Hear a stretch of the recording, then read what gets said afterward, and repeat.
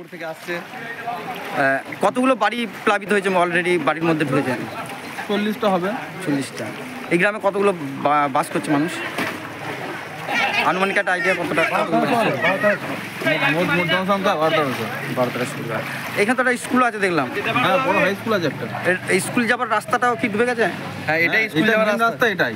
আচ্ছা, স্কুলের ছাত্রছাত্রী থেকে সাধারণ মানুষ কতটার মধ্যে অসুবিধার মধ্যে রয়েছেন? সবটাই অসুবিধার মধ্যে রয়েছে, যেতে পারছে না, 2-3 কিলোমিটার ঘুরে যেতে হচ্ছে। কি চাইছেন আপনারা গ্রামের মানুষ?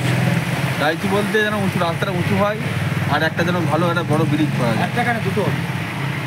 একটা ব্রিজ করলে জলটা নিকাশি হবে, ভালো হয়, বাস তাহলেই হবে। আর রাস্তাটা উঁচু করতে হবে।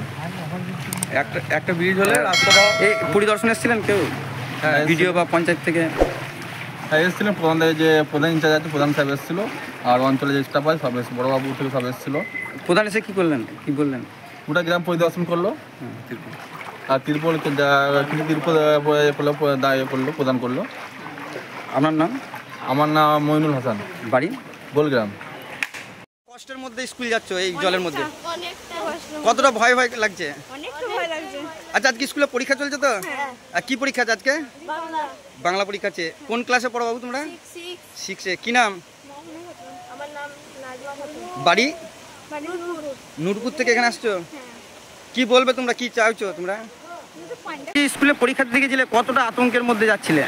অনেক আতঙ্কের মধ্যে ছিল। তুমি শুনলাম পড়ে গিয়েছিলে? হ্যাঁ, এইখানটা পড়ে গিয়েছি। কিভাবে পড়লে তুমি? সাইকেলটা স্লিপ খেয়ে গিয়েছিল, দিয়ে পড়ে গিয়েছি। কতটা ভয় পাচ্ছিলে? অনেক ভয় ছিল। আচ্ছা, দিয়ে তারপরে কি করে উঠলে? তারপর একটা মানুষ এসে আমি বাঁচালো। আচ্ছা আচ্ছা আচ্ছা। কোন ক্লাসে পড়ো তুমি? 5-এ। তোমার স্কুলের নাম? গোলগ্রাম গোলাম ইমাম হাই স্কুল। স্কুলটা কত পর্যন্ত আছে, মাধ্যমিক না উচ্চ মাধ্যমিক? উচ্চ মাধ্যমিক। উচ্চ মাধ্যমিক। তোমার নাম? শেখ আসিফ। এই গ্রামটার নাম? গোলগ্রাম। তোমার বাড়ি? নূরপুরে বাড়ি। কি চাইছো তোমরা? এই রাস্তাটা ভালো করে উঁচু করা হোক, এখানটা ব্রিজ করা হোক, ভালো করে। আচ্ছা, এখন স্কুল পরীক্ষা না এমনি স্কুল যাচ্ছ? পরীক্ষা চলছে। কি পরীক্ষা চলছে এটা? বাংলা পরীক্ষা। কি এমনি টেস্ট পরীক্ষা না এমনি? Second summative. হ্যাঁ, সেকেন্ড সেমিস্টার। হ্যাঁ। কি পরীক্ষা আছে আজকে? বাংলা। বাংলা। কোন ক্লাসে পড়ো? 8-এ। বলছি, এই যে স্কুল যাচ্ছ, এই রাস্তা ডুবে গেছে, স্রোত বইছে দেখছি, কতটা আতঙ্কের মধ্যে যাচ্ছ? ভয় লাগছে যদি ভেসে যায়। কি চাইছো তোমরা? রাস্তাটা উঁচু হোক, ব্রিজ হোক, জল নিকাশি ভালো হোক। কোথায় বাড়ি তোমাদের? নূরপুর। কতটা দূর থেকে আসছো? 1 কিলোমিটার। 1 কিলোমিটার। আর কোন ক্লাসে পড়ো? 8-এ। কি নাম? শেখ আকিবুল হাসান। আকিবুল হাসান। স্কুলের নাম? গোলগ্রাম গোলাম ইমাম হাই স্কুল। শোচনীয়, ওই জন্য আমরা তিরপল দিয়ে এলাম। আর দেখলাম একটা মাটির বাড়ি ভগ্ন প্রায়, এবং দুবার আবেদন করেছিল, কোনো বাড়ি পাইনি বলে। আমার একটা আমরা নামটা নথিভুক্ত করলাম এবং সেই বাড়িটাকে তিরপলও দিয়ে এলাম আজকে পরিদর্শন করে।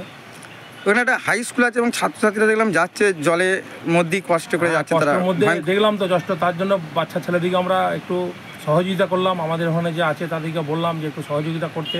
আমরা নিজেরাও ছিলাম দাঁড়িয়ে থেকে সহযোগিতা করে, যাতে স্কুলে আজকে পরীক্ষা আছে, পরীক্ষা দিতে পারে সুষ্ঠুভাবে, সেই জন্য আমরা দাঁড়িয়ে থেকে একটু তদারকি করলাম।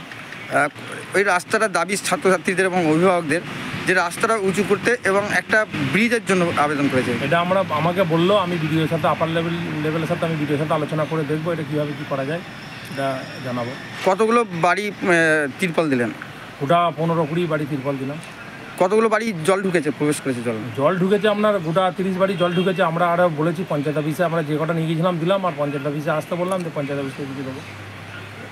তাদের যদি যে সমস্ত বাড়ি মগ্ন হয়ে গেছে তাদের খাবার দাবার বা কীরকম? আমরা অন্য জায়গায় সেফটি করলে বললাম, সেখানে আমাদের যে মেম্বার আছে তাদেরকে মেম্বারকে বললাম ওখানে খাওয়া দাওয়ার ব্যবস্থা করতে, সেই জন্য আমরা পরিদর্শনে যাব, খাওয়া দাওয়ার ব্যবস্থা করতে বলেছি।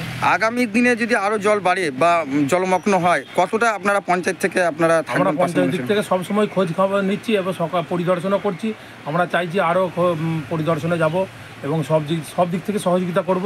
আমাদের মাননীয় মুখ্যমন্ত্রী মমতা ব্যানার্জি সবসময় গরিব মানুষের পাশে থাকে, আমরা মানুষের সবসময় পাশে থাকি, সেই জন্য পরিদর্শনে আমরা গিয়েছিলাম আজকে। আপনার নাম এবং পরিচয়? আপনারা দেখছেন 24 ঘন্টা ইন্ডিয়া টিভি, সর্বদা সবার পাশে, সবার মাঝে। আজ এ পর্যন্ত। সঙ্গে রাখুন 24 ঘন্টা ইন্ডিয়া টিভি, দেখতে থাকুন সব জেলার সব খবর সবার আগে 24 ঘন্টা ইন্ডিয়া টিভির পর্দায়। নমস্কার।